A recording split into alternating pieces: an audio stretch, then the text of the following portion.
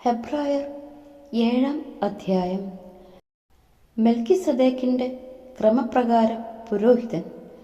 രാജാക്കന്മാരെ വധിച്ചതിനു ശേഷം മടങ്ങിവന്ന അബ്രാഹത്തെ കണ്ടപ്പോൾ സലേമിന്റെ രാജാവും അത്യുന്നതനായ ദൈവത്തിന്റെ പുരോഹിതനുമായ മെൽക്കിസദേക്ക് അവനെ അനുഗ്രഹിച്ചു. സകലത്തിന്റെയും ദശാംശം അബ്രാഹം അവന് നൽകി. അവന്റെ പേരിന് ഒന്നാമത് നീതിയുടെ രാജാവെന്നും രണ്ടാമത് സലേമിന്റെ സമാധാനത്തിന്റെ രാജാവുമെന്നാണ് അർത്ഥം. അവന് പിതാവോ മാതാവോ വംശപരമ്പരയോ ഇല്ല. അവന്റെ ദിവസങ്ങൾക്ക് ആരംഭമോ ആയുസ്സിന് അവസാനമോ ഇല്ല. ദൈവപുത്രന് സദൃശനായ അവൻ എന്നേക്കും പുരോഹിതനാണ്. അവൻ എത്ര വലിയവൻ എന്ന് കാണുവിൻ. പൂർവപിതാവായ അബ്രാഹാം യുദ്ധത്തിൽ പിടിച്ചെടുത്തവയുടെ ദശാംശം അവന് കൊടുത്തുവല്ലോ. ലേവിയുടെ പുത്രന്മാരിൽ പൗരോഹിത്യം സ്വീകരിച്ചിരുന്നവർക്ക് തങ്ങളുടെ സഹോദരരും അബ്രാഹത്തിന്റെ മക്കളുമായിരുന്ന ജനങ്ങളിൽ നിന്നുപോലും ദശാംശം വാങ്ങാൻ നിയമത്തിന്റെ അനുശാസനം ഉണ്ടായിരുന്നു. എന്നാൽ അവരുടെ വംശാവലിയിൽ പെടാതിരുന്നിട്ടും മെൽക്കിസദേക്ക് അബ്രാഹത്തിൽ നിന്ന് ദശാംശം വാങ്ങുകയും വാഗ്ദാനം സ്വീകരിച്ചിരുന്ന അബ്രാഹത്തെ അനുഗ്രഹിക്കുകയും ചെയ്തു. ചെറിയവൻ വലിയവനാൽ അനുഗ്രഹിക്കപ്പെടുന്നു, തർക്കമില്ല. ലേവി പുരോഹിതന്മാരുടെ കാര്യത്തിൽ മരണമുള്ള മനുഷ്യരാണ് ദശാംശം വാങ്ങുന്നത്. മെൽക്കിസദേക്കിന്റെ കാര്യത്തിലാകട്ടെ ജീവിച്ചിരിക്കുന്നുവെന്ന് സാക്ഷ്യമുള്ളവൻ വാങ്ങുന്നു. ദശാംശം വാങ്ങിയിരുന്ന ലേവി പോലും അബ്രാഹത്തിലൂടെ ദശാംശം കൊടുത്തു എന്ന് പറയാവുന്നതാണ്. എന്നാൽ മെൽക്കിസദേക്ക് അബ്രാഹത്തെ കണ്ടുമുട്ടുമ്പോൾ ലേവി അബ്രാഹത്തിന്റെ അജാത സന്താനം ആയിരുന്നു. ലേവ്യ പൗരോഹിത്യം വഴിയാണല്ലോ ജനങ്ങൾക്ക് നിയമം നൽകപ്പെട്ടത്. ആ പൗരോഹിത്യം വഴി പൂർണ്ണത പ്രാപിക്കാൻ കഴിയുമായിരുന്നെങ്കിൽ അഹ്റോന്റെ ക്രമത്തിൽ നിന്ന് വ്യത്യസ്തമായി മെൽക്കിസദേക്കിന്റെ ക്രമപ്രകാരം വേറൊരു പുരോഹിതൻ ഉണ്ടാവുക ആവശ്യമായിരുന്നു. പൗരോഹിത്യത്തിൽ വ്യത്യാസം വരുമ്പോൾ നിയമത്തിലും ആവശ്യം മാറ്റം വരുന്നു. ഇവയൊക്കെ ആരെക്കുറിച്ച് പറയപ്പെട്ടിരിക്കുന്നുവോ അവൻ വേറൊരു വംശത്തിൽപ്പെട്ടവനാണ്. ആ വംശത്തിൽ നിന്നാകട്ടെ ആരും ബലിപീഠത്തിങ്കിൽ ശുശ്രൂഷ ചെയ്തിട്ടുമില്ല.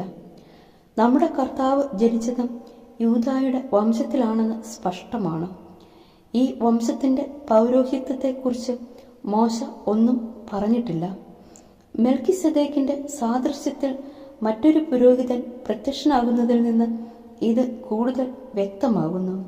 ഇവനോ ശാരീരിക ജനന ക്രമമനുസരിച്ചല്ല, പ്രത്യുത അക്ഷയമായ ജീവന്റെ ശക്തിമിത്തമാണ് പുരോഹിതനായത്.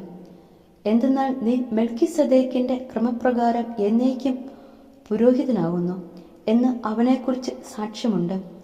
ആദ്യ കൽപ്പന അസാധുവാക്കപ്പെട്ടതും അതിന്റെ ബലഹീനതയും നിഷ്പ്രയോജനത്വവും കൊണ്ടാണ്. നിയമം ഒന്നിനെയും പൂർണ്ണതയിൽ എത്തിച്ചിട്ടില്ല. അതിനേക്കാൾ ശ്രേഷ്ഠവും ദൈവത്തിലേക്ക് നമ്മെ അടുപ്പിക്കുന്നതുമായ പ്രത്യാശ അതിൻ്റെ സ്ഥാനത്ത് നിലവിൽ വന്നു. അതും ശബ്ദത്തോടുകൂടിയാണ്. മുൻപ് പുരോഹിതരായവർ ശബ്ദം കൂടാതെയാണ് തങ്ങളുടെ സ്ഥാനം ഏറ്റത്. ഇവനാകട്ടെ കർത്താവ് ശപഥം ചെയ്തിട്ടുണ്ട്, അവൻ മനസ്സ് മാറ്റുകയില്ല. നീ എന്നേക്കും പുരോഹിതനാണ് എന്ന് തന്നോട് പറഞ്ഞവന്റെ ശപഥത്തോടുകൂടിയാണ് പുരോഹിതനായത്. ഇത് ക്രിസ്തുവിനെ ശ്രേഷ്ഠമായ ഒരു ഉടമ്പടിക്ക് അച്ചാരമാക്കുന്നു. മുൻകാലങ്ങളിൽ അനേകം പുരോഹിതന്മാരുണ്ടായിരുന്നു. എന്നാൽ ശുശ്രൂഷയിൽ തുടരാൻ മരണം അവരെ അനുവദിച്ചില്ല.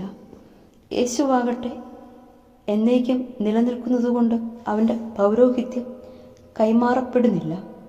തന്നിലൂടെ ദൈവത്തെ സമീപിക്കുന്നവരെ പൂർണ്ണമായി രക്ഷിക്കാൻ അവന് കഴിവുണ്ട്.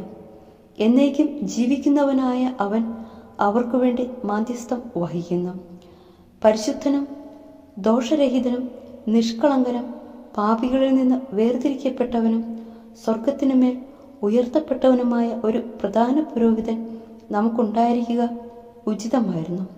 അന്നത്തെ പ്രധാന പുരോഹിതന്മാരെ പോലെ ആദ്യമേ സ്വന്തം പാപങ്ങൾക്കു വേണ്ടിയും അനന്തരം ജനത്തിൻ്റെ പാപങ്ങൾക്കു വേണ്ടിയും അനുദിനം അവൻ ബലി അർപ്പിക്കേണ്ടതില്ല. അവൻ തന്നെ അർപ്പിച്ചുകൊണ്ട് എന്നേക്കുമായി ഒരിക്കൽ ബലിയർപ്പിച്ചിരിക്കുന്നു.